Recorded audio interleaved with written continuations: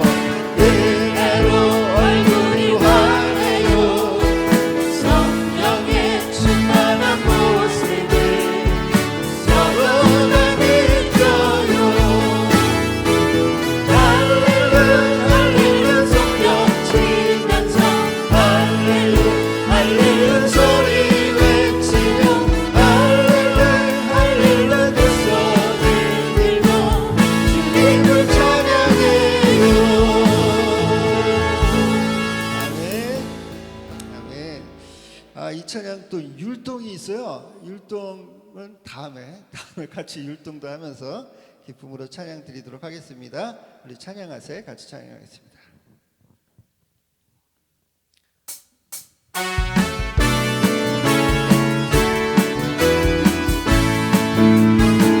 찬양하세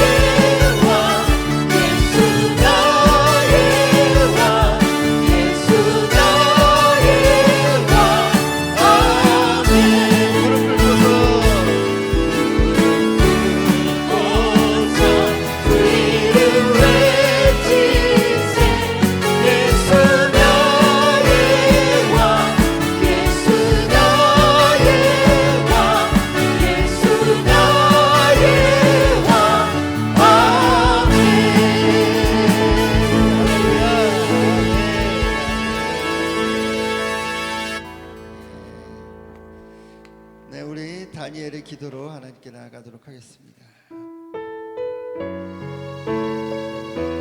우리 같이 일어서서 같이 찬양드리겠습니다.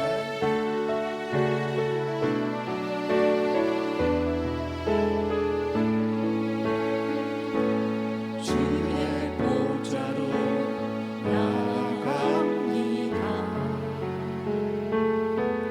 주의 얼굴을 바라봅니다.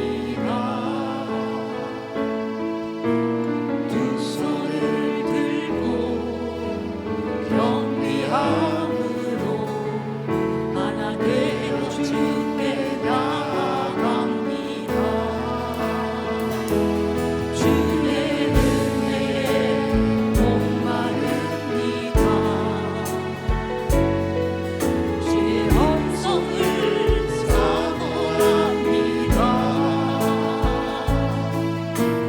두려워 말라 평안하라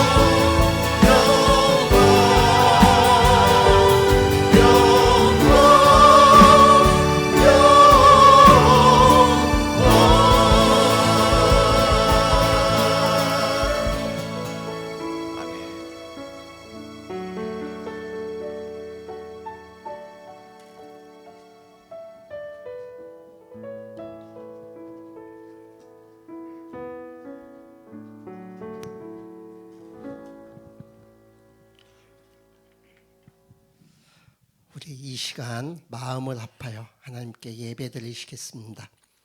이는 곧 너희의 하나님 여호와께서 너희에게 가르치라고 명하신 명령과 규례와 법도라. 너희가 건너가서 차지할 땅에서 행할 것이니 곧 너와 내 아들과 내 손자들이 평생에 내 하나님 여호와를 경외하며 내가 너희에게 명한 그 모든 규례와 명령을 지키게 하기 위한 것이며 또 내 날이 장구하게 하기 위한 것이라. 아멘. 내가 오늘 명하는 모든 명령을 너희는 지켜 행하라. 그리하면 너희가 살고 번성하고 여호와께서 너희의 조상들에게 맹세하신 땅에 들어가서 그것을 차지하리라. 내 하나님 여호와께서 이 40년 동안에 내게 광야길을 걷게 하신 것을 기억하라. 이는 너를 낮추시며 너를 시험하사 내 마음이 어떠한지 그 명령을 지키는지 지키지 않았는지 알려 하심이라. 아멘. 하나님, 무지하고 행악하고 하나님을 저주하고 욕하는 자들 사이에서 우리 호산나 교회 성도님들이 세상에 나가서 일주일을 살았습니다. 세상은 참으로 험악하고 악합니다. 세상은 자기의 욕심을 채우기 위해서 많은 사람들을 속이고 죽이고 탈취하고 나의 것을 차지하기 위해서 그들의 인격을 무시하며 살아가는 그러한 세상 속에서 오늘 이렇게 하나님 앞에 예배드리는 호산나 교회 성도님들을 지켜주시고 인도하여 주심을 감사를 드립니다. 저희들이 세상에 나가 살아갈 때에 저희가 전신갑주를 입지 아니하면 세상에 나가 살아갈 수 없습니다. 성령의 검을 가지지 않으면 그들을 이길 수 없습니다. 복음의 신을 신지 아니하면 평화를 누릴 수 없습니다. 이 모든 것은 우리가 얻을 수 있는 것이 아니고 하나님의 은혜로 거저 얻는 것임을 우리는 깨닫습니다. 그러나 우리는 노력해야 합니다. 기도하고 찬양하고 말씀 읽고 그 말씀대로 살아가며 그들에게 전하는 것이 저희들의 노력입니다. 하나님, 오늘도 호산나 교회 성도님들이 주님 앞에 예배드립니다. 찬양합니다. 자기의 죄를 회개하고 용서를 구합니다. 하나님, 어찌합니까? 저희들은 연약하기에 하나님의 은혜가 없이는 아무것도 행할 수 없음을 잘 아시지 않습니까? 도와주시옵소서. 함께하여 주시옵소서. 저희들을 붙들어 주시옵소서. 저희들의 연약한 심령을 하나님께서 깨우쳐 주시옵소서. 하나님, 호산나 교회 성도님들 가운데는 질병의 고통 때문에 어려워하고 힘들어하고 하나님을 알지 못한다고 저주하는 입술을 열게 하는 그러한 질병의 고통에 있는 우리 성도님들이 계십니다. 하나님께서 라파의 하나님이 되시어서 치료하여 주시옵고 그들을 샬롬의 하나님이 되시어서 평안을 허락하여 주시옵소서. 하나님, 또한 물질의 어려움 때문에 힘들어하는 성도님들도 계십니다. 하나님, 이 물질이 무엇이간데 우리가 그 물질의 지배를 받아야지 되겠습니까? 우리가 물질을 지배하며 그 물질, 가진 물질 가운데 하나님께 감사하며 살아가는 호산나 교회 성도님들이 되어지기를 간절히 바라고 납니다. 하나님, 우리 성도님들 가운데는 믿음이 연약하여 쓰러지고 넘어지는 성도님들도 계십니다. 그들의 성도님들을 위해 하나님께서 함께하여 주시옵고 오른손을 붙들어 주시어서 힘들고 험하고 악한 세상길을 살아갈 때에 그 믿음이 떨어지지 아니하도록 주님 도와주시옵소서. 하나님, 오늘 신명기 말씀에서 내 자녀들에게 전하라고 말씀하셨습니다. 지키라고 말씀하셨습니다. 여호와의 말씀을 지키고 여호와의 약속을 지키라고 또 이행하라고 말씀하십니다. 우리 호산나 교회를 이곳에 세워주셨습니다. 하나님의 뜻하심과 하나님의 명하심이 이 교회에 함께 있습니다. 우리들은 하나님의 말씀을 전해야 합니다. 하나님의 말씀을 가지고 살아가야 합니다. 하나님, 이 세워주신 호산나 교회의 사명을 잘 감당하며 살아가는 성도님들 되어지도록 주님 도와주시옵소서. 하나님, 이 나라를 위해서도 기도합니다. 많은 사람들이 자기의 욕심을 채우기 위해서 이간질을 하며 남의 아픔을 돌아보지 아니하며 남에게 상처를 주며 살아갑니다.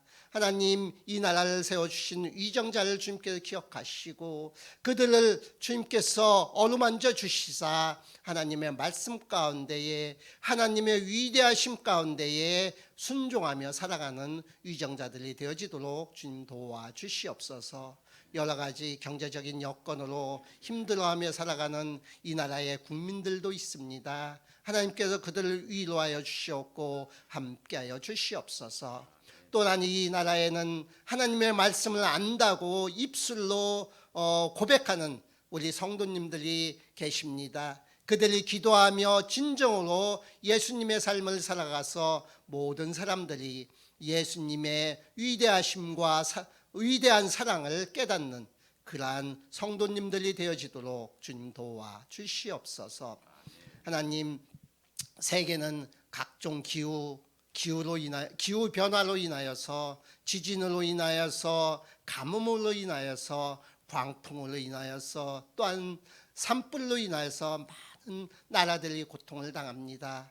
특별히 트르키예의 지진을 하나님께 기억하여 주시옵소서. 많은 생명들이 생명을 잃고 또 많은 사람들이 추위와 굶주림과 두려움에 떨며 살아갑니다.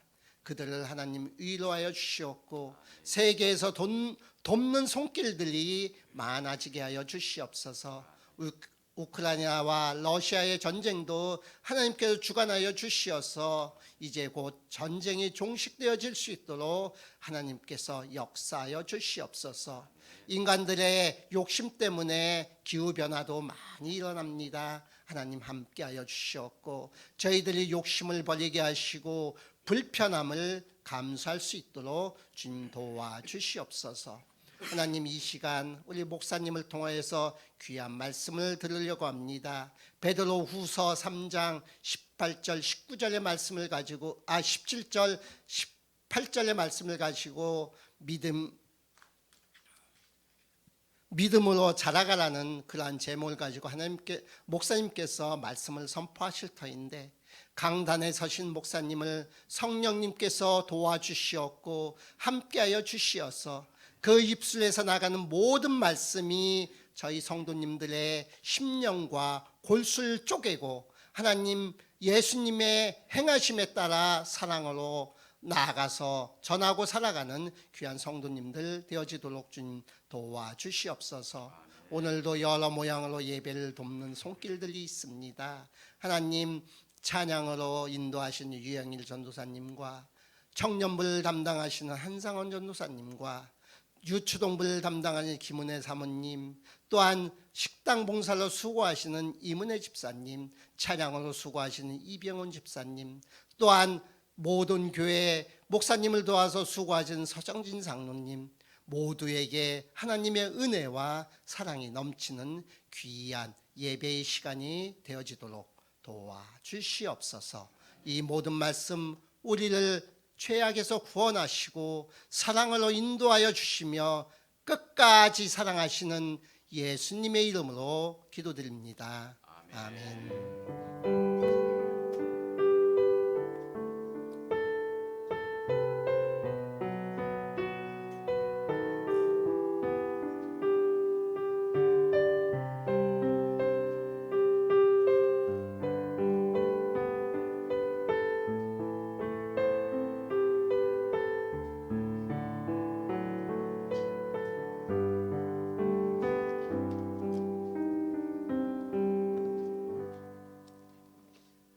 다 함께 교동문 84번입니다. 찬송가 뒤편에 있는 교동문 84번 함께 교독합니다. 믿음은 바라는 것들의 실상이요 보이지 않는 것들의 증거니 믿음으로 모든 세계가 하나님의 말씀으로 지어진 줄을 우리가 아나니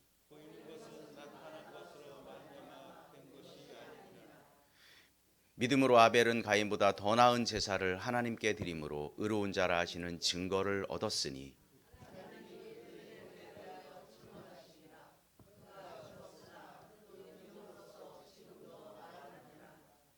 믿음으로 에녹은 죽음을 보지 않고 옮겨졌으니 하나님이 그를 옮기심으로 다시 보이지 아니하였느니라.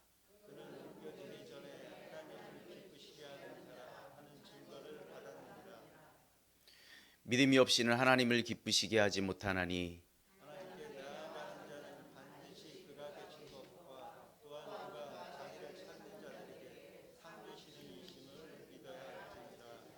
아멘.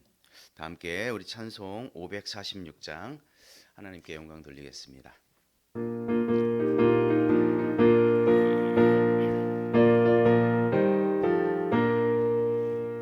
주님 약속하신 말씀 위에서 영원토록 주를 찬송하리라. 소리 높여 주께 영광 돌리며 약속 믿고 굳게 서리라. 굳게 서리 영원하신 말씀 위에 굳게 서리. 굳게 서리 그 말씀 위에 굳게 서리라. 주님 약속하신 말씀 위에서 세상 염려 내게 엄습할 때에 용감하게 힘써 싸워 이기며 약속 믿고 굳게 서리라. 굳게 서리 영원하신 말씀 위에 굳게 서리. 굳게 서리 그 말씀 위에 굳게 서리라. 주님 약속하신 말씀 위에서 영원하신 주의 사랑이 믿고 성령으로 힘써 싸워 이기며 약속 믿고 굳게 서리라. 굳게 서리 영원하신 말씀 위에 굳게 서리. 굳게 서리 그 말씀 위에 굳게 서리라. 주님 약속하신 말씀 위에서 성령 인도하는 대로 행하며 주님 품에 항상 안식 얻으며 약속 믿고 굳게 서리라. 굳게 서리 영원하신 말씀 위에 굳게 서리. 굳게 서리 그 말씀 위에 굳게 서리라. 아멘. 우리 옆 사람 인사 나누겠습니다. 샬롬. 잘 오셨습니다. 축복합니다. 우리가 말씀을 기초로 우리가 변화된 삶을 살아가는 우리 모두가 되기를 주의 이름으로 축복합니다. 우리 2월 이제 4주간 동안 지난번 말씀드린 것처럼 우리가 전교인 성경 공부 계속해서 진행되고 있습니다. 오늘 세 번째 시간입니다. 오후 1시 20분부터 진행되니까 여러분들 빠지지 말고 참여해 주시고 주일학교 선생님들 참여 못하시는 사정으로 못하시는 분들은 3월에 이렇게 다시 있습니다. 그때 함께 참여하셔서 우리가 하나님의 말씀을 더욱더 알아가고 또 우리가 교회 생활을 어떤 자세로 해야 하며 이런 것들을 우리가 좀 깊이 있게 생각해보는 그런 시간이 되었으면 좋겠습니다.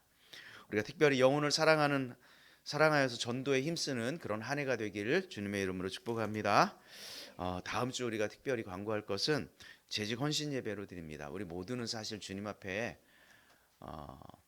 사명을 가지고 있는 주님께서 우리에게 맡기신 어떤 사명을 가지고 있는 그런 사람들이죠. 그래서 우리가 재직 헌신 예배로 우리 모두의 헌신 예배로 드리려고 합니다.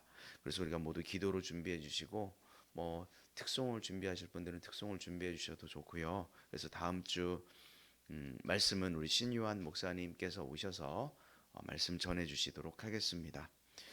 계속해서 우리가 기도 요청을 합니다. 몸이 아픈 우리 지체들을 위해서 계속해서 기도해 주시고 우리가 교회가 이곳에 세워졌고 우리에게 맡긴 그 전도의 사명 잘 감당하기 위해서 계속해서 기도해 주십시오. 그리고 장성한 분량의 믿음에 이르도록 우리가 신앙생활하면서 믿음이 점점 자라가야 되지 않겠습니까? 그 믿음을 위해서 또한 우리가 기도해 주시기 바랍니다. 그리고 사순절이 이제 이번 2월 22일부터 이제 시작이 되는데요. 수요일부터입니다. 그래서 주님의 고난을 또 묵상하고 생각하고 그런 시간들로 우리가 좀 이렇게 살았으면 좋겠습니다. 그래서 사순절 거룩한 묵상, 말씀도 잘 묵상하시고 한 번 더 생각하는 그런 시간들로 우리가 보냈으면 좋겠습니다. 우리 최명선 집사님 기도하신 것처럼 우리가 튀르키예, 시리아에서 많은 희생자들이 좀 나고 그들이 어려움을 겪고 있는데요. 그래서 밴드에 올린 것처럼 우리를 구호할 수 있는 그런 작은 루트가 있습니다. 그래서 전체적으로 모아서 이렇게 보내기도 하고 또 작은 물건들은 또 교회에서 이렇게 모아서 보낼 수도 있고 이렇다고 합니다. 그래서 우리가 좀 관심을 가지시고 기도해 주셨으면 좋겠고, 그래서 그들이 조금이나마 좀 힘이 되는 그런 우리가 작은 것이라도 보탤 수 있었으면 좋겠습니다. 주일 온라인 예배는 유튜브에서 드릴 수 있습니다. 천안 호산나 교회 검색하시면 됩니다. 이 시간 우리 최미령 자매 나와서 하나님 말씀 봉독하도록 하겠습니다.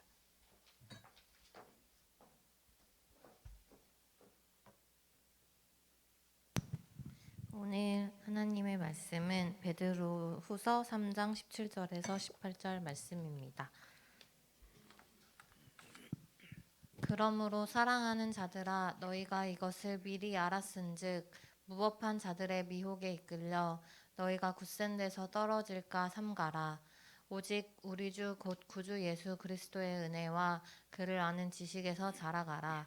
영광이 이제와 영원한 날까지 그에게 있을지어다. 아멘. 감사합니다. 이 시간 우리 준비한 예물 하나님께 드리면서 우리 최강희 형제 나와서 하나님께 찬양 드리도록 하겠습니다.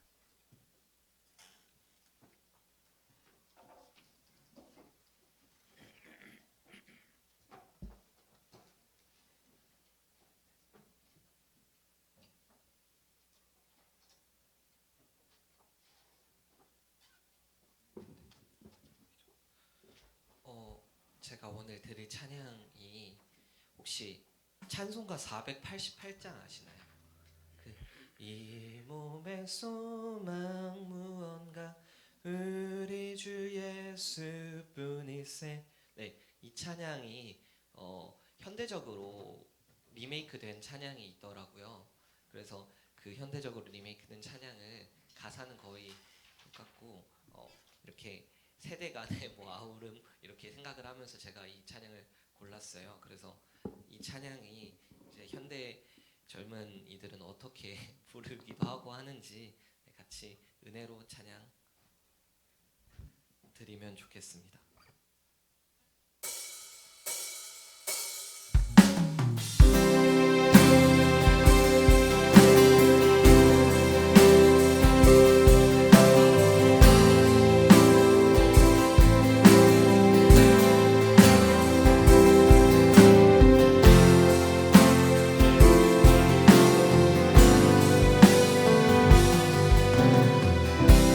꿈에서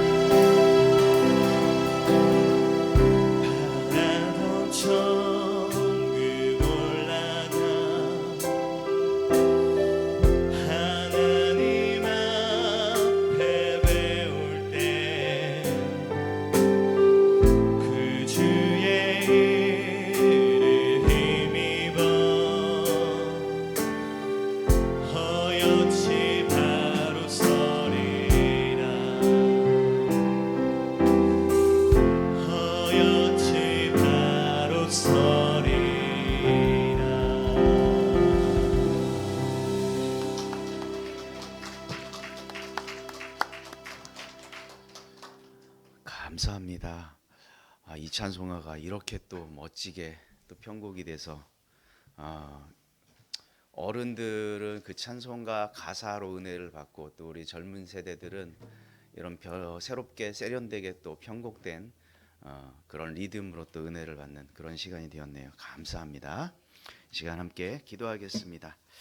하나님, 주님 앞에 귀한 예물을 드렸습니다. 우리가 받은 것이 너무도 크고 감사해서 주님 앞에 귀한 예물을 드립니다. 하나님, 이 예물을 기뻐 받아 주시옵소서. 오직 하나님의 영광만이 나타나게 하여 주옵소서. 11조 예물로 드립니다. 건축 헌금으로, 감사 헌금으로, 선교 헌금으로, 주일 헌금으로 하나님 각각의 기도의 제목들을 담아드리는 이 예물을 주님 기뻐 받아 주시옵시고, 기도드리는 모든 기도의 제목들이 주 안에서 응답되게 하여 주시옵소서. 아버지 하나님, 우리가 물질로 인하여 궁핍치 않도록 주님께서 항상 불꽃 같은 눈동자로 지켜주시며 우리가 행하는 모든 일들이 주 안에서 강건해질 수 있도록 하나님 함께하여 주옵소서. 예배의 시종을 주님 앞에 부탁드리며 예수님의 이름으로 감사하며 기도 올리옵나이다. 아멘.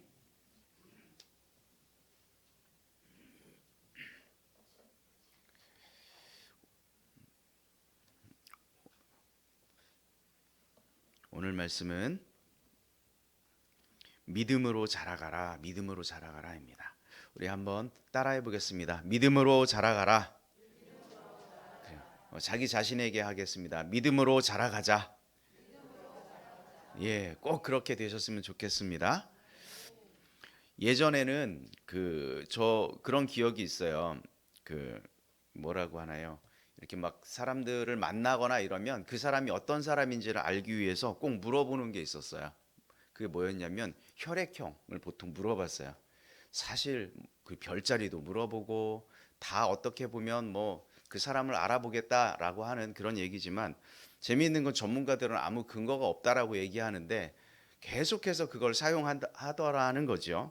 그런데 요즘 젊은이들 사이에는 많이 유행하는 것들이 있는데 그게 MBTI라고 하는 그런 심리, 사람의 어떤 유형 검사하는 것들을 많이 활용을 합니다. 마이어스하고 브릭스라고 하는 사람이 그 독일의 그 유명한 정신 분석 심리학가인 그 사람이 발표한 그 이론을 토대로 해서 사람들의 유형을 16가지로 나누어 보는 그런 성격 유형 검사입니다. 어른들은 좀 잘 모를 수도 있어요. 근데 흥미로운 것은 저도 몇십 년 전에 한번 해보고 이 말씀을 준비하면서 실제로 어제도 다시 한번 해봤어요. 근데 옛날 거하고는 많이 다르더라고요. 많이 변했어요, 제가. 젊었을 때 검사했던 거하고 좀 많이 다르게 나와서 이게 달라지는구나, 사람이. 그런 생각을 좀 가지기도 했어요. 근데 어느 정도는 맞습니다. 어느 정도 맞고요. 그래서 우리가 참고하면 좀 내가 이런 유형의 사람이구나 정도는 알 수 있을 것 같아요. 재밌는 것은 이게 왜 생긴 거냐면 2차 대전이 났잖아요. 세계 2차 대전이 나니까 군수 공장들이 일손이 모자라는 거예요. 젊은 남자들은 다 전쟁하러 나가고 다 죽어버렸고 이러니까 일손이 모자라니까 사람들의 성격 유형을 파악해서 여자들을 그 군수 공장에 이렇게 끌어들여 가지고 일시키려고 만들어낸 게 바로 이거예요. 그런데 이게 오늘날 사람들의 성격 유형 검사로 이렇게 막 사용되고 있죠.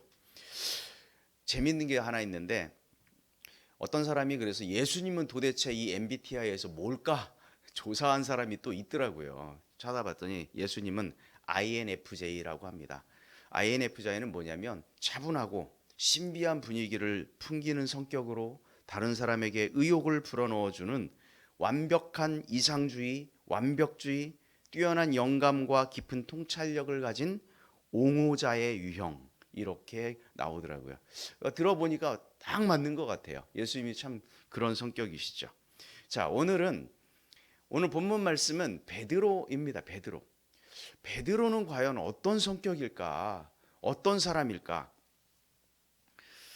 그는 참 열심히 넘치는 인물입니다. 베드로에 관한 우리가 여러 가지 기사들을 보면 정말 열심히 막 넘쳐서 의욕이 넘치는 사람이죠. 그런데 한 가지 실수도 또 그렇게 많이 하는 사람 중에 한 인물입니다. 때로는 깊이 생각하기보다는 말이 앞서고 말보다 행동이 먼저 이렇게 나가는 이런 사람 중에 한 사람이 바로 베드로죠. 기질로 말하면 다혈질적인 이런 성향입니다. 행동하고 후회하는 일이 많은 사람, 이 사람이 베드로죠. 그래서 이것을 MBTI로 조사를 하면 뭐냐? ENFP랍니다. ENFP. 이런 활동가 유형의 인생을 살았던 사람이 바로 누구냐면 베드로였습니다. 우리가 잘 아는 바와 같이 물 위로 예수님께서 막 걸어올 때 뭐라고 이야기해요? 베드로가 나도 좀 걸어오게 해달라. 굉장히 좀 생뚱맞은 이야기 아닙니까? 하나님의 그 아들이신 신이신 그 예수님께서 물 위로 걸어오는 거야. 우리가 그러려니 하지만 사람이 물 위를 걸어가게 해달라고 하는 것 자체가 참 발상 자체가 참 이상하죠. 그런데 잘 걸었으면 다행인데 걷다가 어떻게 해요? 또 허우적거리다 빠지잖아요. 살려달라고 애원하는 모습을 보면 왠지 짠하기도 하고 참 엉뚱하다 이런 생각을 우리가 가지게 돼요.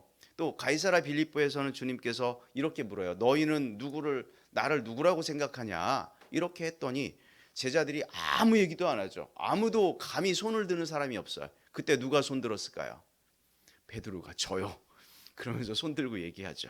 주는 그리스도시요 살아계신 누구다? 하나님의 아들. 아주 위대한 고백을 해요. 그래서 이것 때문에 예수님으로부터 정말 칭찬을 받아요. 그런데 곧이어서 이제 예수님께서 그런 말씀을 하시는 거예요. 내가 이제 곧 십자가에 죽게 될 건데 이런 말씀을 하니까 그때 또 아무도 이야기를 하지 않는데 누가 손을 듭니까?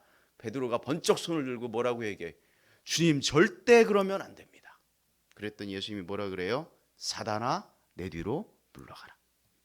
그러니까 베드로의 성격은 아무도 손들지 않을 때 번쩍 손을 들고 제가 하겠습니다 이러는 사람인 거죠. 그래서 100점을 맞았다가 갑자기 빵점을 맞았다가 왔다 갔다 하는 사람입니다. 변화산에 올라갔죠. 변화산에 예수님이 올라가서 용모가 막 변하니까 베드로가 흥분하잖아요. 그리고 하는 얘기가 뭐냐면 이곳에서 천막을 짓고 여기서 살자. 굉장히 황당한 제안을 예수님께 하죠. 이건 생각해 보면 굉장히 오버 아닙니까? 아이들 하는 말 중에 이런 말이 있어요. 갑분싸. 이게 뭐냐면 분위기를 파악 못한다. 분위기 파악 못하고 분위기를 아주 싸하게 만든다. 이런 얘기입니다. 그곳에서 할 얘기는 아닌 것 같은데 베드로는 그곳에서 또 그렇게 얘기를 하는 거예요. 결정적인 건 뭐냐면 예수님께서 너희들 다 버리고 떠날 거다 이런 이야기를 할 때 예수님은 베드로가 뭐라 그래요? 다 버릴지라도 나는 어떻게 하겠다? 예수님을 버리지 않겠다. 충절을 정말 지킬 것처럼 그렇게 목소리 높여서 이야기하던 그가 조그만 여자아이 앞에서 어떻게 몇 번이나 부인합니까? 3번이나 예수님을 부인해요. 도대체 그의 마음은 갈대일까요? 어떤 거지요? 어떻게 보면 소위 예수님의 수제자라고 불리는 그가 그런 별명 자체가 어떻게 보면 무색해 보이기까지도 합니다. 그의 말과 행동이 왠지 불안하고 감정이 막 올라왔다 내려왔다 업앤다운이 너무 심해서 도대체 이 인물은 누구인가 종잡기 어려운 그런 인물처럼 보입니다. 그런데요, 참 신기한 것은 그런 예수님의 제자에게 예수님께서는 원래 이름은 그 베드로의 이름이 뭔지 아십니까? 시몬입니다. 시몬이에요. 그런데 예수님이 베드로를 만나고 그에게 새로운 이름을 하나 붙여주셨어요. 그것이 바로 뭐냐면 장차 뭐라 하리라? 게바라 하리라. 게바라고 하는 말은 당시에 그 이스라엘 사람들이 좀 주로 사용했던 아람어입니다. 아람어. 게바어를 그리스어, 헬라어로 바꾸면 그게 바로 뭐냐? 베드로입니다. 베드로의 뜻은 뭐냐면 반석이란 뜻이에요. 이 별명이 어울립니까? 예수님이 도대체 보는 눈이 있어야 될 텐데 어째 베드로를 향해서 게바라고 반석이라고 별명을 지어 주었는지 참 이해가 되지 않습니다. 하지만 몇 가지 그에 관한 사건을 보면은 분명히 어울리지 않는 별명 같은데 그런데 예수님께서 그에게 게바, 반석 이렇게 별명을 지어준 데에는 분명한 이유가 있지 않겠습니까? 예수님께서 아무 이유 없이 그렇게 별명을 지어주진 않았을 거예요. 그것이 궁금하지요. 왜 흔들리고 늘 흥분하고 자신의 말에 이렇게 변덕스럽게 그런 그에게 반석이라고 하는 이름을 주셨을까? 그것은요, 아마 예수님께서 베드로의 향후 미래를 보셨기 때문에 그런 것이 아닐까 생각을 해봐요. 지금은 비록 소망이 없어 보이지만 언젠가 반석처럼 변함없는 정말 든든한 예수님의 제자로 변화될 것을 예수님은 보고 계신 거죠. 반석이라고 하는 이름, 현재 베드로의 가치가 아니라 미래의 그 베드로의 가치를 주님께서는 보고 계신 거예요. 사랑하는 교회 여러분, 현재 갈팡질팡하는 모습만 보고 판단하지 마십시오. 말썽 피우고 말 안 듣는 아이들도 예수님 제대로 믿고 믿음이 들어가고 변화되면 정말 훌륭한 사람, 인격의 사람이 될 줄로 믿습니다. 예수님을 온전히 잘 믿으면 과거에 사로잡혀서 흔들리는 그런 불완전한 인격이 아니라 성숙한 신앙으로 점차 나아가게 될 줄로 믿습니다. 그러니 좀 부족해 보여도 마음에 조금 들지 않다 하더라도 믿음에 바로 서도록 우리가 서로 격려하고 바른 길로 가도록 인도하기를 주의 이름으로 축복합니다. 자, 오늘 본문은요, 베드로 후서를 통해 이랬던 베드로가 어떤 삶을 살아왔는지, 얼마나 어떻게 변화됐는지를 오늘 본문 말씀을 통해서 알 수 있어요. 베드로 후서는 AD 67년, 그러니까는 베드로가 순교 당하기 바로 직전에 맨 마지막에 쓴 그것이 베드로 후서예요. 불과 1, 2년 전에 쓰여진 그런 책입니다. 예수님께서 십자가에 돌아가시고 승천하시고 나니까 그 로마 사람들은 믿는 사람들을, 특히 유대인들도 마찬가지였고요, 그 굉장히 핍박이 심했습니다. 예수님의 제자로 30여 년 전에 부름을 받고 제자로 막 따라다니면서 예수님께서 십자가에 돌아가시고 승천하셨어요. 예수님은 이제 그들과 함께 육체적으로 계시지 않잖아요. 그러다 보니까 그 30여 년의 세월을 베드로는 엄청난 핍박과 고난을 받으면서 그럼에도 복음에 대한 열정으로 그가 사역을 했던 거예요. 노년이 되었죠. 노년에 이르기까지 복음을 전하기 위해서 정말 엄청난 고난과 핍박의 세월을 그는 견뎠습니다. 고난과 핍박 속에도 굳게 지킨 그 믿음으로 이 노년의 제자는 흩어져 있는 여러 교회들에게 보낸 그 편지가 바로 뭐다? 베드로후서, 오늘 본문 말씀이에요. 우리 베드로후서 3장 14절 말씀을 한번 보겠습니다. 같이 한번 읽겠습니다. 시작.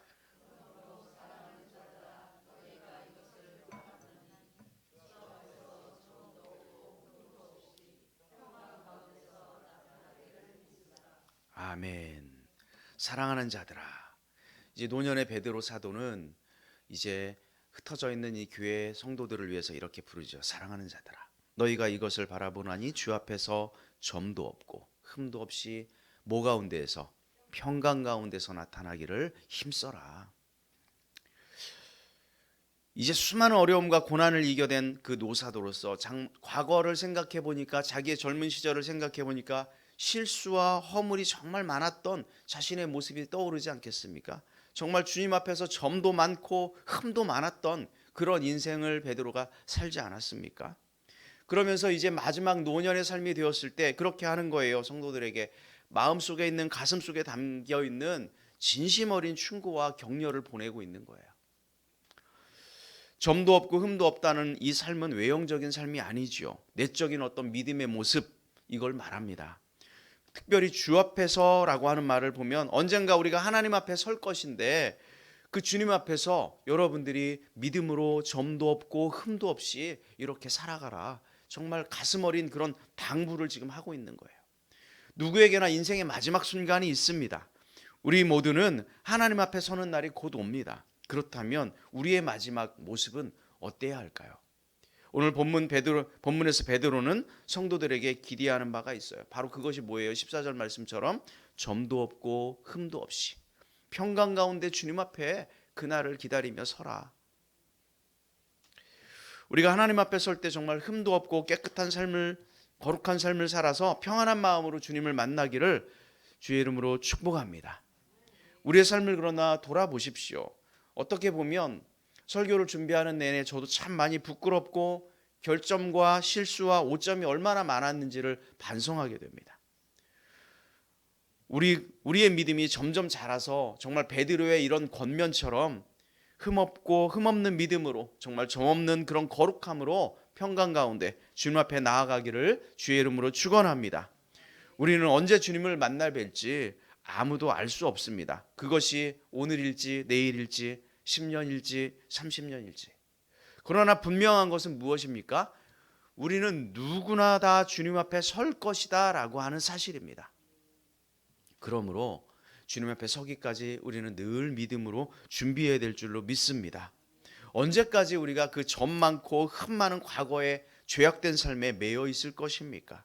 바라기는 우리 모두가 더욱 성장하는 믿음으로 나아가기를 주의 이름으로 축원합니다.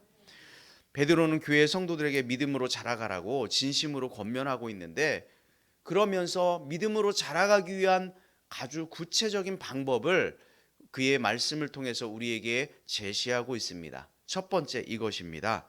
자, 17절에 있는 말씀 같이 함께 읽겠습니다. 굳센 데서 떨어질까 삼가하라. 굳센 데서 떨어질까 삼가해라. 오늘 베드로후서 3장 17절, 베드로후서 3장 17절 말씀을 함께 읽어보도록 하겠습니다. 사랑하는 자들아, 너희가 이것을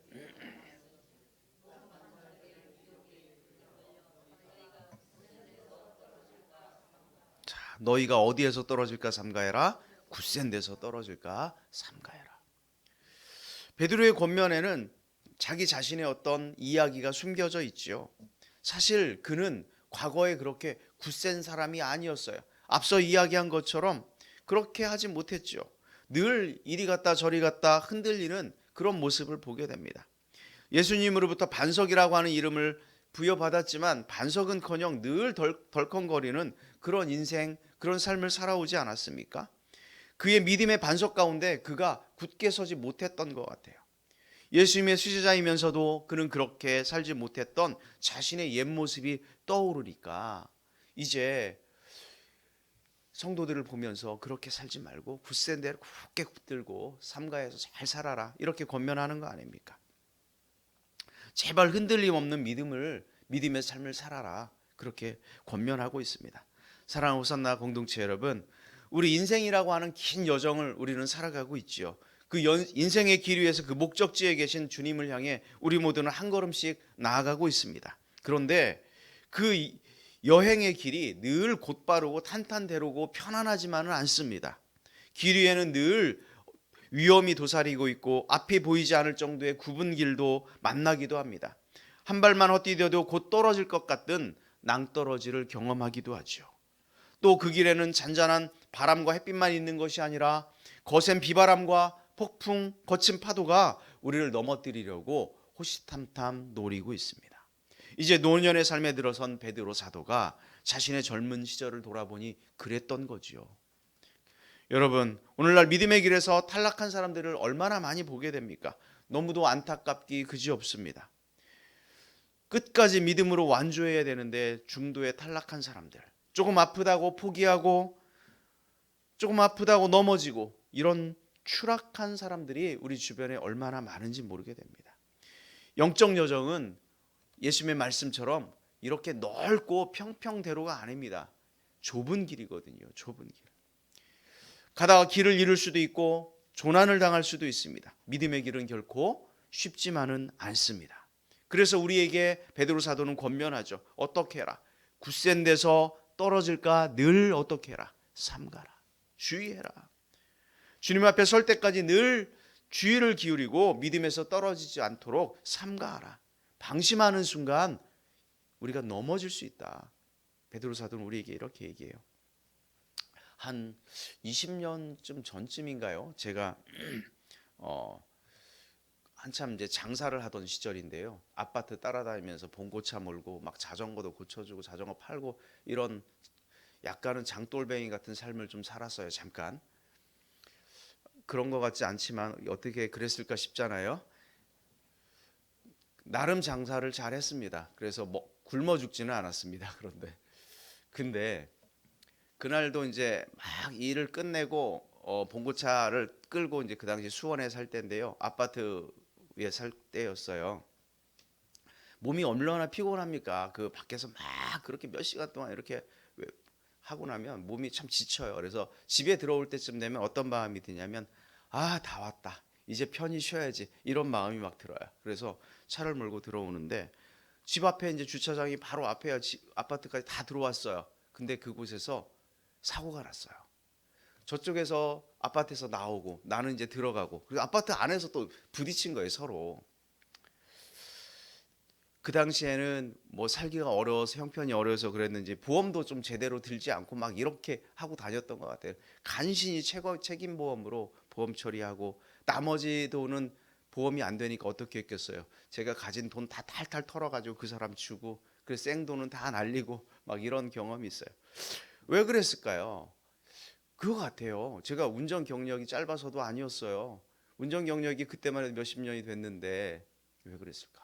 지금 생각해 보면 그거죠. 아, 다 왔다. 방심한 거예요.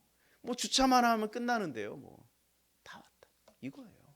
그러니까 주의하지 않는 거예요. 전방을 주의하고 주시해야 되는데 베드로의 말하고 똑같죠. 삼가하지 못한 거예요. 굳센 데서 떨어진 거죠. 우리가 교회에서 예배 드리잖아요.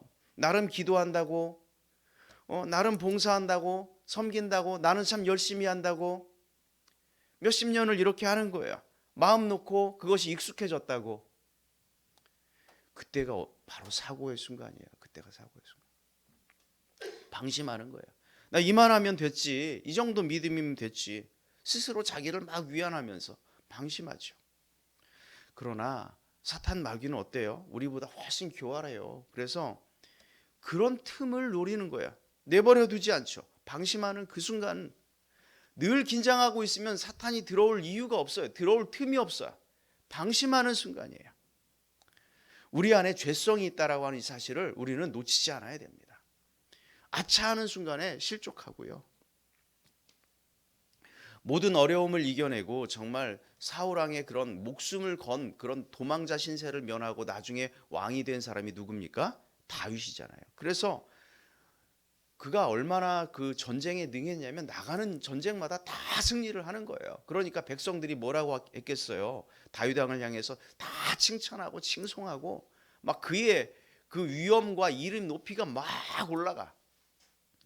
모든 것이 정말 잘 나가죠. 백성들의 그 칭찬이 막 하늘을 찌를 그때에 어떤 일이 벌어지냐면 자신의 충신이었던 정말 그 충직한 자기의 장수였던 우리아를 전쟁통에 내보내고요. 어떻게 해요? 밧세바를 범해요. 다 잘 될 때. 신앙의 여정은 늘 도전이고 이런 시험 아닙니까?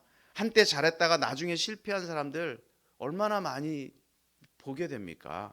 신앙생활이 그저 형식에 머물러 버리는 그런 열매도 하나도 없는 쭉정이 같은 믿음 생활을 하는 사람들 정말 참 많이 보게 됩니다. 안타깝죠. 왕년에 내가 이렇게 말하는 사람치고 지금 어렵지 않은 사람이 없습니다. 왕년에 그랬는데 지금 내가 이래야 되는데 왕년에 내가 이렇게밖에 말을 못해요.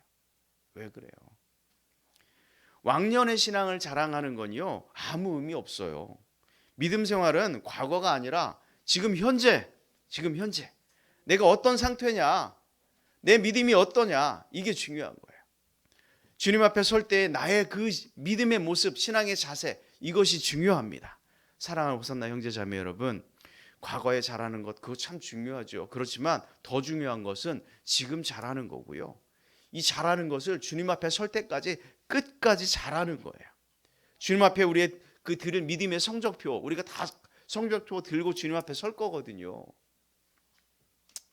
박정희 대통령 당시에 그 군 장성이었던 분들이 어떤 일이 벌어졌냐면 다 별을 달았던 사람들 아닙니까? 막 2스타, 3스타, 대장 막 이런 사람들이요. 마지막에 어떤 일이 벌어졌냐면 2등병으로 다 강등됐어요.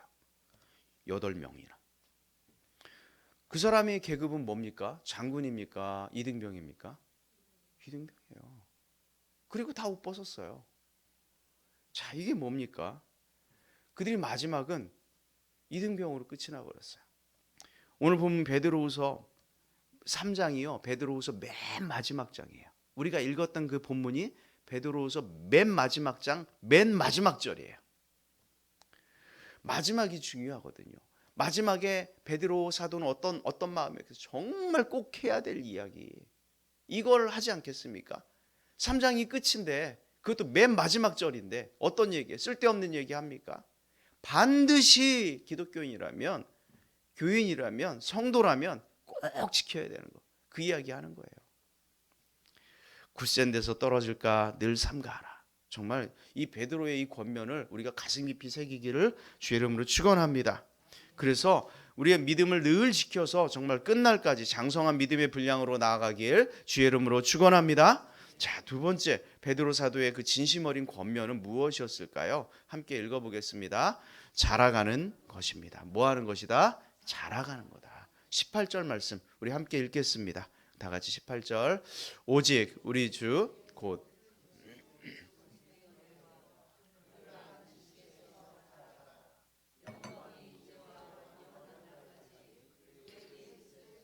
자, 여기 보면은 그를 아는 지식에서 뭐 어떻게 해라?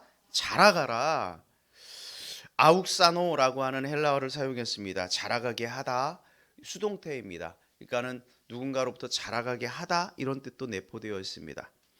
성장하다, 증가하다 이런 의미입니다. 베드로 사도가 말하는 이 자라가라 하고라는 모습은 외적인 모습이 커지는 것이 아니죠. 우리의 내적인 모습입니다. 영적인 모습입니다. 영적인 성장, 믿음의 성숙을 분명 의미하는 것일 거예요. 베드로의 사도의 젊은 시절 우리는 좌충우돌하는 그런 상황들을 성경을 통해 여러 번 목격했죠. 100점과 빵점을 동시에 맞는 사람입니다. 분위기 파악 못하고 갑자기 분위기 싸하게 만들기도 하고요. 물속에 뛰어들어서 믿음의 허점, 굉장히 믿음 있는 것처럼 보이지만 다 따지고 보니까 굉장히 허당이었어요. 이런 모습도 보여요. 늘 불안한 신앙의 모습을 그가 보였죠. 왜 그랬을까요? 그때만 해도 잘하지 못했어요.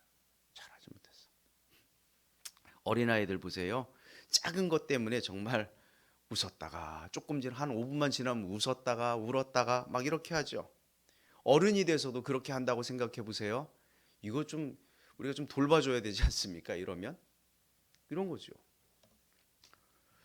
잘하지 못하면 작은 것에 이렇게 왔다 갔다 하는 거예요. 시험 들고 낙심하죠. 작은 것에 분을 참지 못하고 작은 것에 불평하고 작은 것에 불만을 하고 잘하지 못하면 흔들리고 쓰러지고 넘어지고 자빠지고 잘하지 못하면 신앙생활하면서 이 자라감은 얼마나 중요한지 모릅니다.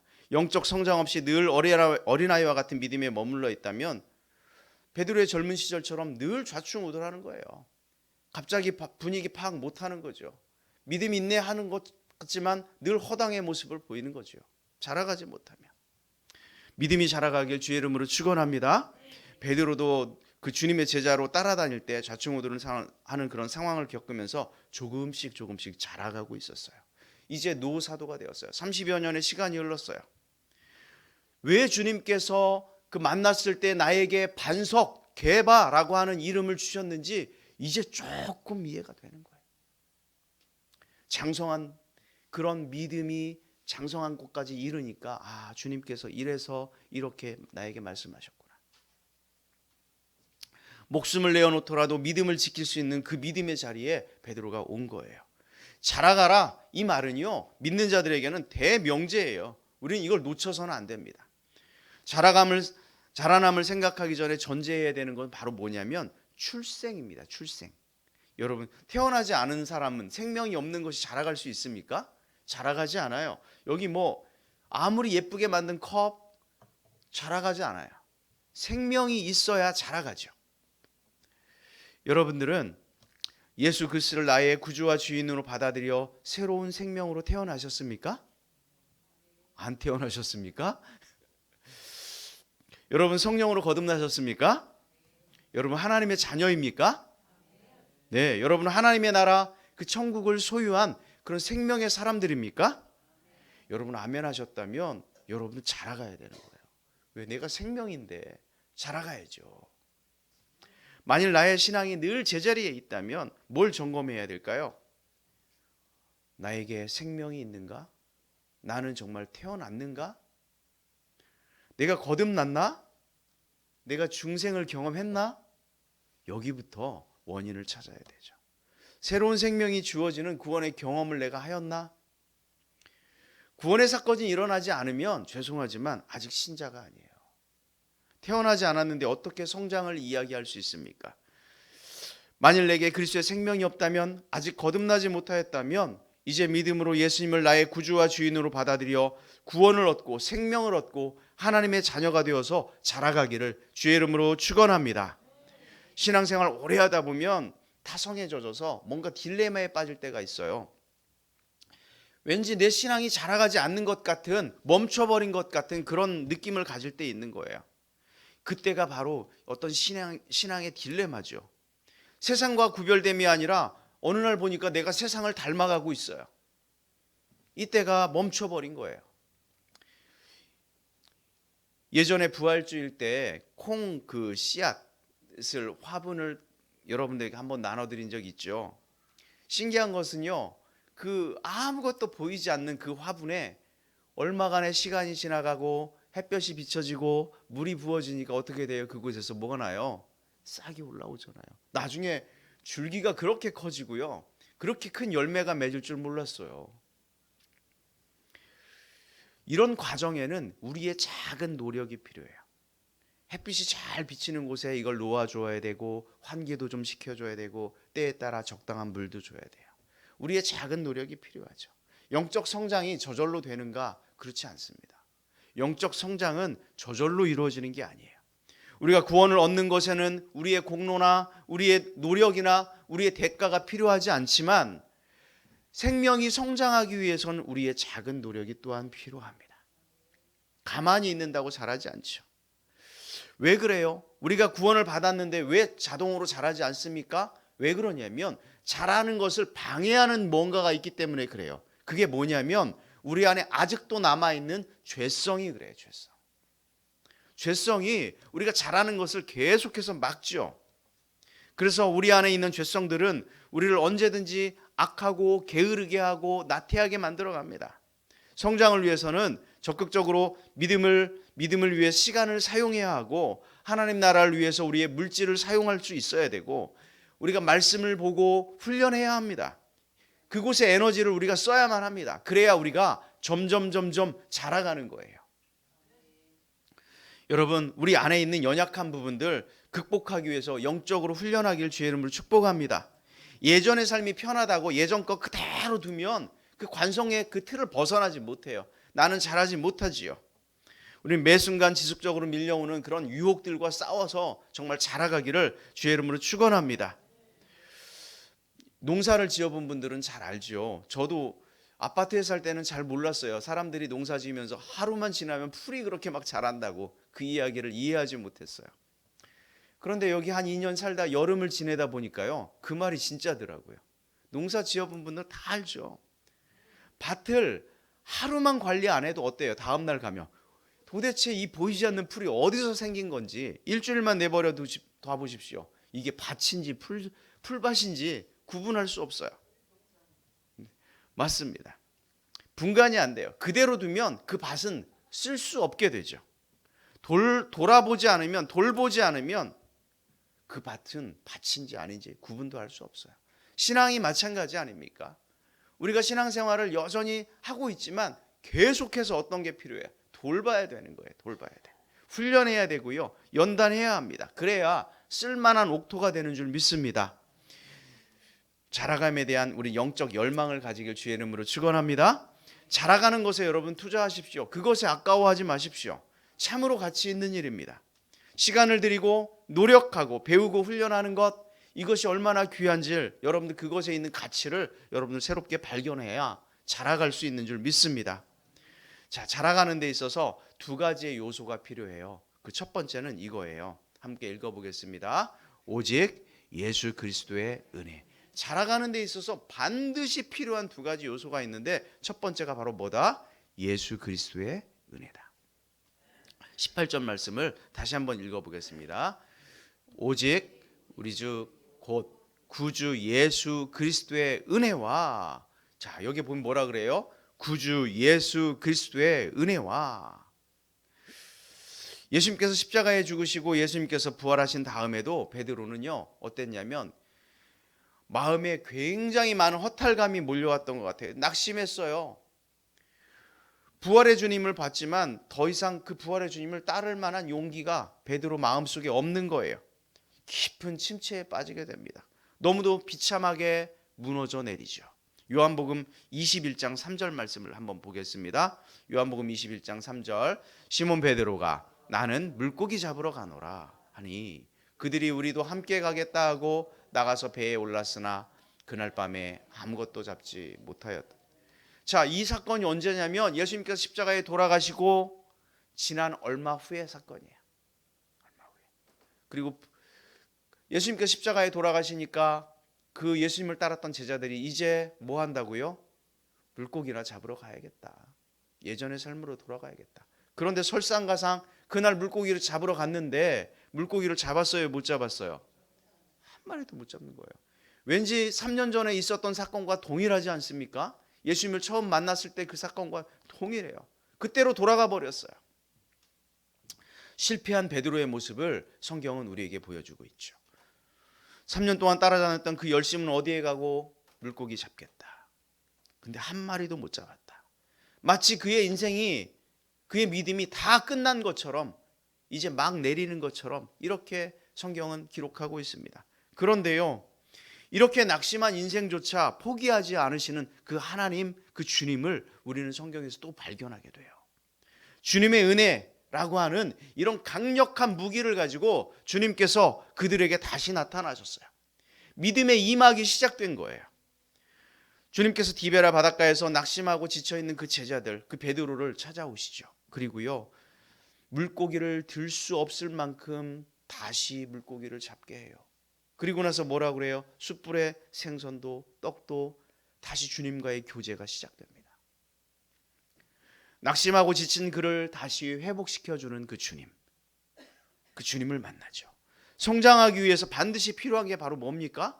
주님의 은혜예요. 주님의 은혜. 찾아와 주시는 그 주님의 은혜가 주어질 때 우리의 열심만으로 될 것 같습니까? 그럴 수 없어요. 믿음은 우리의 열심만으로 되는 게 아니에요. 그러다 보면 우리는 지치고 쓰러집니다. 우리 열심만 가지고는. 반드시 뭐가 필요해요? 주님의 은혜, 주님의 은혜. 하나님의 은혜가 없다면 우리 죄성이 그대로 드러나서 믿음이 자라는 것에 실패합니다. 마태복음 14장에 보면 가시떨기 밭에 떨어진 씨앗 이야기를 하게 되잖아요. 그런데 가시떨기 밭에 그 씨앗이 떨어졌어요. 자라요, 못 자라요? 못 자라요. 왜 못 자라요? 가시떨기가 자라는 것을 방해하거든요. 씨앗보다 누가 더 빨리 자라요? 가시떨기가 더 빨리 자라요. 우리 안에 새로운 생명이 들어오고 말씀의 씨가 심겨져 있습니다. 이제 성령이 우리 안에 있는 그 생명의 씨를 그리스도의 은혜로 자라게 하는 줄 믿으시기 바랍니다. 우리의 실패와 넘어짐의 자리에 다시 찾아오시는 그 하나님의 은혜, 예수 그리스도의 은혜, 그 손길을 붙잡아서 우리가 믿음으로 더욱 자라가기를 주의 이름으로 축원합니다. 그렇습니다. 자, 마지막 하나만 더 말씀드리고 마치려고 하는데요. 우리가 자라가기 위해서 베드로 사도가 부탁한, 당부한 두 번째 요소는 뭡니까? 예수를 아는 지식. 예수를 아는 지식이에요. 베드로후서 3장 18절 같이 한번 다시 보겠습니다. 오직 우리 주 곧 구주 예수 그리스도의 은혜와 그를 아는 지식에서 자라가라. 그를 아는 지식에서, 네, 여기까지 합니다. 그를 아는 지식에서 자라가라. 지난날 베드로가 왜 그렇게 많은 실수를 했을까요? 그것은 그가 제자로서 3년이나 따라다녔지만 주님이 누구인지 정확하게 알지 못했어요. 어떤 제자들은 그래서 주님께서 왕좌에 앉으면, 왕위에 오르면 좋은 자리 달라고 자기들끼리 막 싸움하잖아요. 누가 높은 자리 가겠냐고. 정확하게 주님을 알지 못했어요. 주님에 대한 무지, 베드로 또한 그랬던 것 같아요. 주님을 모르는데 어떻게 믿음이 자랄 수 있습니까? 주님이 누구신지 정확하게 알았다면 여종 앞에서 그것도 3번이나 주님을 모른다고 부인하지 않았을 텐데, 주님께서 십자가에 죽으시고 다시 살아나셔서 다시 오실 것을 정말 몰랐던 것이죠. 죽음에서 생명을 주시는 그런 전능하신 하나님이라고 하는 이 사실을 베드로는 몰랐죠. 생명의 주인이 주님이라고 하는 이 사실을 베드로가 몰랐어요. 그래서 요한복음 맨 마지막 장 21장, 그 사건이 21장의 요한복음 맨 끝이 21장입니다. 맨 마지막 사건이 바로 뭔지 알아요? 예수님께서 3번 베드로에게 묻는 장면이 나와요. 그게 바로 뭐라고 물어요? 내가 나를 사랑하느냐? 그 몇 번이나 물어봐요? 3번. 왜 3번이나 굳이 물어봤겠어요? 뭐가 떠올랐을까요? 베드로가 그 대답을 하면서 3번 부인했던 그 사건이 떠오르지 않았겠어요? 그때 내가 주님을 몰랐어요. 몰라서요. 주님을 부인했어요. 3번 묻는 거예요. 베드로가 아차 했겠죠. 3번 물으면서. 그리고 노사도가 된 베드로 지금 뭐가 필요하다는 걸 알았어요. 그리스도를 정말 제대로 아는 거. 이게 필요하다. 머리를 꽉 맞은 것 같은 사건 아니었겠습니까? 믿음이 부족해서 그때는 주님이 누군지 몰랐어요. 이제 분명히 알았죠. 베드로가 알았어요. 알고 나니까 주님께서 요한복음 맨 마지막 장 맨 마지막 사건으로 뭐라고 이야기해요? 알고 나니까 그래 그러면 이제 내 양을 먹여. 사명을 주는 거예요. 알고 나니까. 바울은 또 어때요? 바울이 주님을 모를 때 믿는 자들을 핍박하는 앞잡이 노릇을 아주 정말 대왕처럼 잘했던 사람 아닙니까? 그랬던 그가요. 빌립보서 3장 8절 감옥에 갇혀서 쓴 편지예요. 한번 읽어보겠습니다. 또한 모든 것을 해로 여김은 내 주 그리스도 예수를 아는 지식이 가장 고상하기 때문이라. 내가 그를 위하여 모든 것을 잃어버리고 배설물로 여김은 그리스도를 얻고. 자, 그리스도를 얻으니까 예수를 아는 지식이 가장 고상하다고 깨닫게 되니까 그가 자기가 과거에 가졌던 모든 것들이 바로 뭐처럼 여겨져요? 배설물처럼 여겨지는 거예요. 다윗이 골리앗을 향해 과감하게 나아갈 수 있었던 것 뭘까요? 골리앗을 너무 잘 알아서였을까요? 하나님을 잘 알아서였을까요? 하나님을 잘 알아서예요. 골리앗 그렇게 잘 알 필요 없어요. 뭘 잘 알아야 돼? 하나님을. 나는 만군의 여호와의 이름으로 나아간다. 그렇게 하고 나아가는 거야. 골리앗을 너무 잘 알았으면 두려워서 나가기나 했겠습니까? 못 나가는 거야.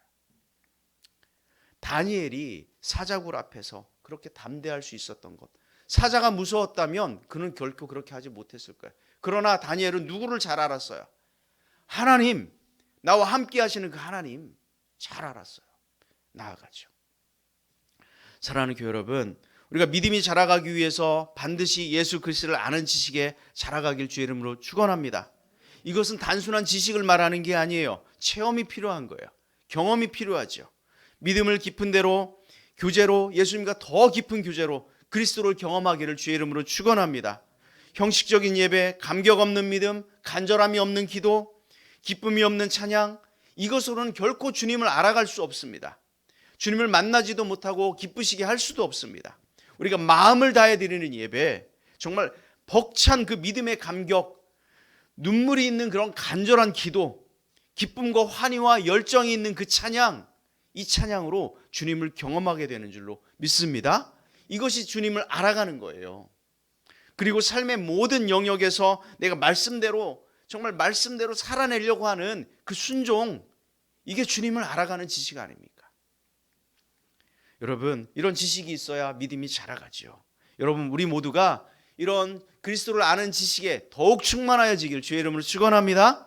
말씀을 정리하겠습니다. 베드로가요, 주님 앞에 서는 날이 점점 가까워왔어요. 베드로 후서를 기록하고 얼마 있지 않아서 베드로는 순교하게 되죠. 젊은 시절 그렇게 좌충우돌하는 그런 인생이 어느 순간 성숙한 믿음의 경지에 이르러 있었습니다. 좌충우돌하며 100점과 빵점을 오고 가는 그 베드로가 이제 아닙니다. 분위기 파악 못하고 변화서 안에서 집이나 짓자고 그렇게 살자고 하는 베드로가 아니에요. 손들고 나서기를 좋아하고 말보다 섣부른 행동이 앞섰던 그런 베드로가 이제 아닙니다. 이제 그리스도의 은혜를 경험하고 그리스도를 아는 지식에 자라가서 이제는 성숙한 예수님의 제자로 살아가죠. 이제 예수님께서 왜 자기 자신을 반석이라고 그렇게 말씀했는지 조금 감이 잡혀갑니다. 이제 반석처럼 믿음으로 세워져 가고 장성한 베드로의 아름다운 종착점을 우리는 베드로후서 3장 맨 마지막 절을 통해 우리는 보고 있는 거예요. 그리고 그는 곧 순교하죠. 전승에 의하면 AD 66년 AD 64년쯤에 로마의 대화재가 발생하죠. 네로 황제가 자기에게 돌아오는 그 비난의 화살을 돌리기 위해서 누구에게 그 화살을 돌립니까? 그리스도인들에게 다 돌려요. 자기가 잘못했는데 그 잘못을 그리스도인들, 그때 베드로도 순교하게 됩니다. 그런데요, 내가 어떻게 예수님의 제자인데 예수님처럼 십자가에 똑같이 못 박혀 죽겠냐? 그럴 수 없다. 나는 거꾸로 못 박혀 죽겠다. 전승에 의하면. 믿음의 종착지, 우리는 언제인지 알 수 없습니다. 그러나 우리가 분명히 알아야 할 것은 믿음의 장성한 분량까지 우리가 자라가야 한다는 사실이에요. 뭘로 자랄 수 있습니까? 예수 그리스도의 은혜와 그리스도를 아는 지식에 우리가 자라가야 되는 거예요. 한순간에 되는 거 아닙니다. 노력해야 하고요, 주님의 은혜를 구해야 합니다. 주님의 아는 지식으로 점점 자라가야 되죠. 우리가 예배 드릴 때 진짜로 드려야 됩니다. 이거 1시간 드리는 예배 정말 마음과 신령과 진정으로 드려야 되는 거예요. 기도 드릴 때 그저 그냥 늘 하는 기도가 아니라, 중언부언하는 기도가 아니라 간절한 기도 드려야 됩니다. 찬양을 드릴 때 정말 우리 가슴 속에 깊이 우러나오는 그 감흥으로 하나님께 영광 돌려야 되는 거예요. 우리가 섬길 때요, 식당 봉사할 때 정말 사랑의 마음으로 해줘. 불평 불만 가지고 설거지하면서 맨 욕해 보십시오. 이게 무슨 그리스도를 아는 지식입니까? 시간과 물질을 드릴 때 우리의 마음이 그곳에 있어야 되는 거예요. 내가 돈 10,000원 헌금하고 마음이 없다면 이게 무슨 물질입니까? 이 물질을 받으시겠습니까? 그럴 수 없어요. 정성껏 드림으로, 정말 삶으로, 말씀을 내가 삶으로 살아나겠다. 이것으로 우리가 자라가는 거예요. 여러분, 우리가 주님을 닮아가는 그 일에 최선을 다하길 주의 이름으로 축원합니다. 그래서 우리 안에 예수의 흔적이 있기를 주의 이름으로 축원합니다. 그래서 우리 가운데 그리스도의 성품이 흘러나오기를 주의 이름으로 축원합니다. 만나면 만날수록, 사귀면 사귈수록 아름다운 그리스도의 향기가 여러분들 모두에게 흘러나오길 주의 이름으로 축원합니다. 정말 믿음의 매력이 넘치는 그런 사람, 하나님이 기뻐하시는 그런 사람, 저 여러분이 그런 사람이었으면 좋겠습니다. 끝까지 포기하지 마시고요, 주님 오시는 그날까지 믿음으로 한 걸음 한 걸음씩 나아가길 주의 이름으로 축원합니다. 이 시간 함께 자리에 일어나셔서 찬양하겠습니다.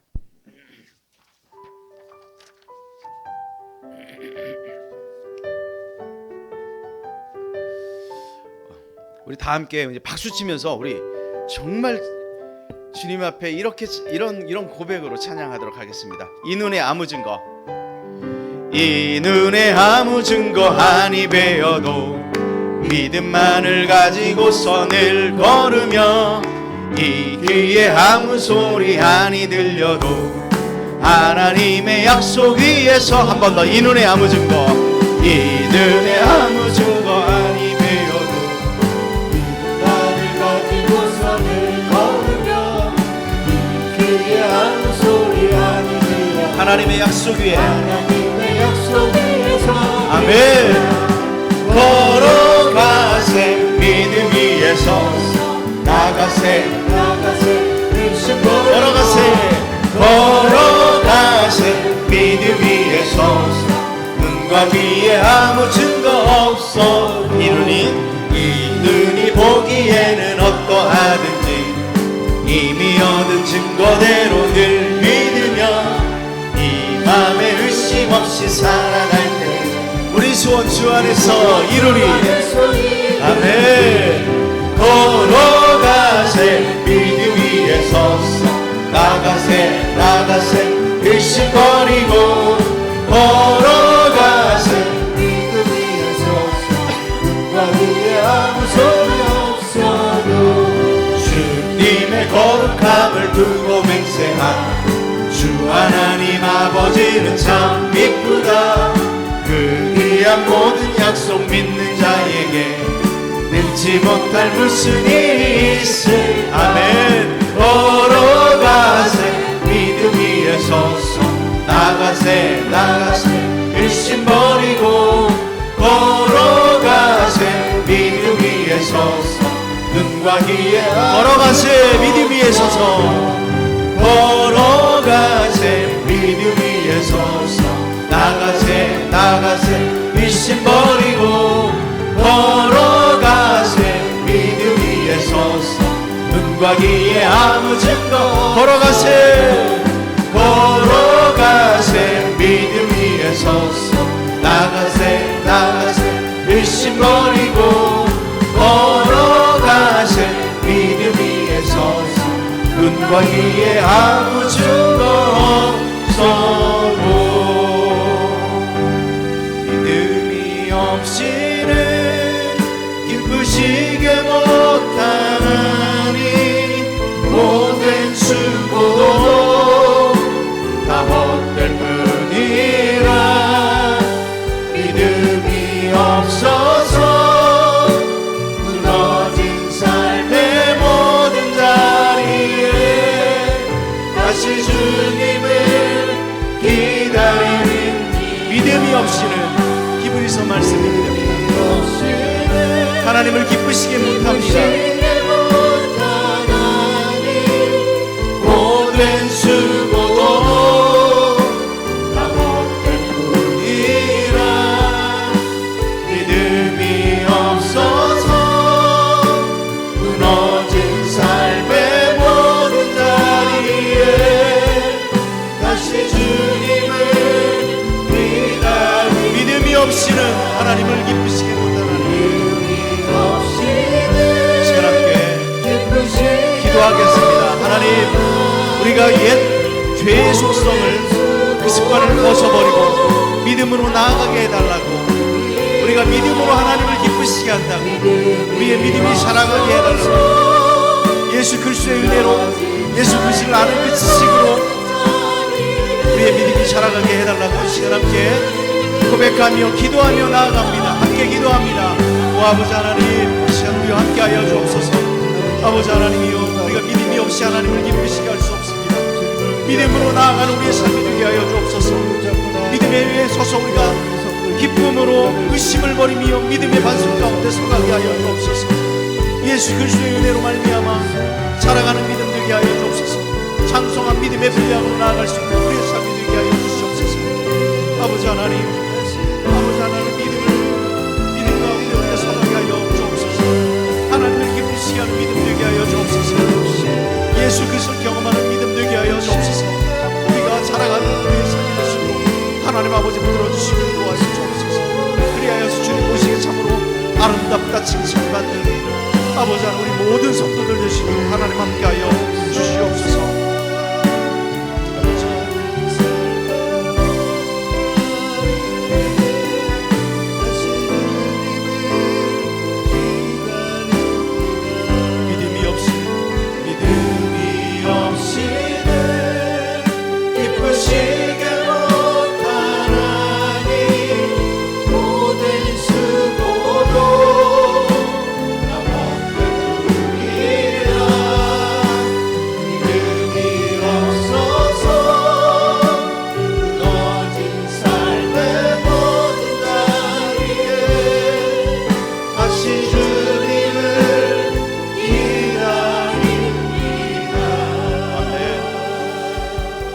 하나님, 우리가 믿음이 없어서 넘어지고 쓰러지고 자빠집니다. 하나님, 우리가 믿음이 없어서 눈치가 없습니다. 하나님, 우리가 믿음이 없어서 물에 빠져갑니다. 하나님, 우리 가운데 믿음이 자라가게 하여 주시옵소서. 아버지 하나님, 우리가 주여 안에서 예수 그리스도의 은혜로 그 믿음으로 자라가게 하여 주옵소서. 믿음으로 그리스도의 풍성한 장성한 분량까지 이르게 하여 주옵소서. 믿음이 없이는 하나님을 기쁘시게 하지 못한다. 하나님, 믿음이 더욱 성장하는 우리 모두가 되게 하여 주옵소서. 믿음의 반석 가운데 우리 인생이 끝나는 그날 믿음의 성적표 들고 주님 앞에 서게 하여 주시옵소서. 믿음의 반석으로 한 걸음씩 우리가 나아갈 수 있는 우리 모두가 되게 하여 주옵소서. 이제는 예수 그리스도의 은혜와 하나님 아버지의 놀라우신 사랑하심과 성령님의 교통하시며 내주하시며 동행하심의 역사가 믿음으로 한 걸음씩 한 걸음씩 나아가길 원하는 당신의 자녀들 머리 위에 이제로부터 영원토록 함께하기를 간절히 축원드리옵나이다. 아멘.